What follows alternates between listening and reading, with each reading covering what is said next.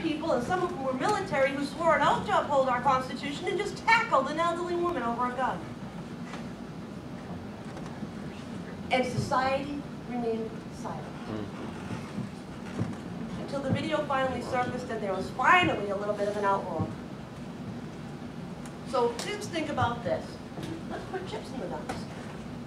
I'm going to put it in your cream cheese. I'm going to put it in your gun. Now, what does Katrina look like? Am I knocking door to door? Boop, you got one. Boop, this house has got one. How much easier did my job just get to confiscate firearms? Think about that. Chipping to me is giving up my individuality, my right to privacy, my right to commerce. You and I should be able to commerce with one another without government's approval. You have something that I would like to have, I have the funds that I would like to purchase from you, we have a contractual agreement between us, government need do nothing. The more we allow them to catalog and separate us, the more we allow to be controlled and monitored, how many of those rights are still intact? We've already shown that the freedom to assemble and freedom of speech is pretty much teetering on the edge, right? Well, how about your freedom to religion? Is that teetering? Yep. I think it is. When students are told that they cannot use the word God in school, you can't wear a Christian t-shirt. It might offend somebody. I've heard that.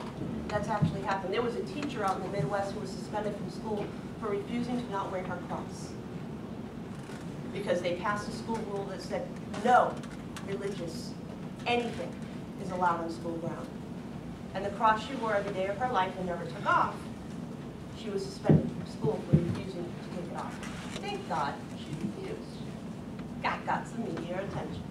Had she complied, that would have been another chip away from your right. I thought we said before that students wear the crosses of their shoes. That's really cool. But what we need to recognize is we have to look outside our world. What's happening elsewhere? Because if you don't pay attention to what's happening over here, when it creeps up next to you, you might not be ready for it. But if you can stop it when it starts, Real ID, pilot states, Kentucky, New Hampshire. We stopped it when it started. They're still putting extensions. Now this started in 2005. They're still putting extensions in place for all the states who aren't compliant. There were 7 states that passed laws that says we're not doing this. New Hampshire actually passed a law that said that Real ID, or national identification, was repugnant to the New Hampshire Constitution. You're free.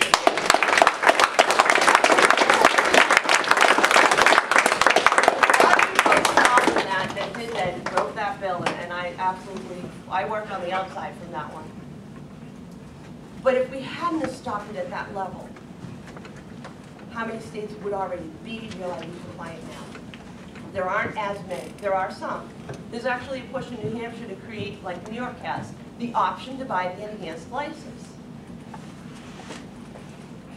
I think if you make something like that an option, it's not long before it becomes a mandate. So you don't want to let them in that regard. You really don't. So what was that Second Amendment again? Read it again. Who's got it? You got it. Read it again. A well-regulated militia being necessary to the security of a free state, the right of the people to keep and bear arms shall not be infringed. Exactly.